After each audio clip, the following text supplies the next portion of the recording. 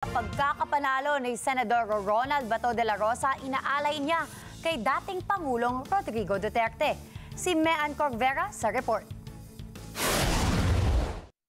Kung magkausap ko sana siya ngayon, kung may pagkakataon na makausap ko sa kanya, sabi ko sa kanya, sir, yung Pangulo, papanalo ko po sa eleksyon na ito, I dedicate this to you.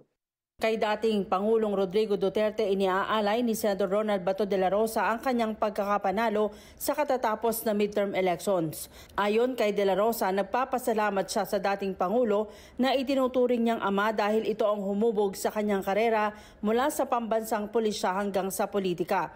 Sabi ng senador, hanggang ngayon nagluluksa pa siya sa ginawang pagpapatapon sa ibang bansa sa dating Pangulo. At hanggang ngayon, Alino, tayo nagluluksa sa kinasapitan ng ating mahal na Pangulo. I am not considering him only as a president or as a mayor, but I consider him as a father. Parang ama ko na rin yun dahil at the very early stage na aking career, pag-graduate ko sa PMA, siya kagad ang tinitingnan ko na father figure. So, yung career ko po ay nahuhubog under his guidance.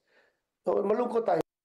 Bagamat hindi niya pa raw personal na nakakausap ang dating Pangulo, naiparating na ni dating Executive Secretary Salvador Mildaldea ang naging resulta ng halalan at pagpasok ng 5 sa maikinampanyang kandidato ng PDP Laban at masaya ang dating Pangulo.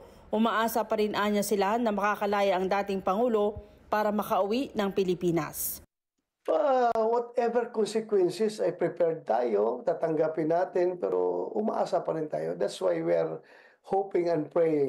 Gabi-gabi pinagdadasal natin yan bago tayo matulog na sana makauwi na siya dito sa ating bansa. At sana bigyan siya ng magandang health para makasurvive siya sa kanyang sitwasyon ngayon doon.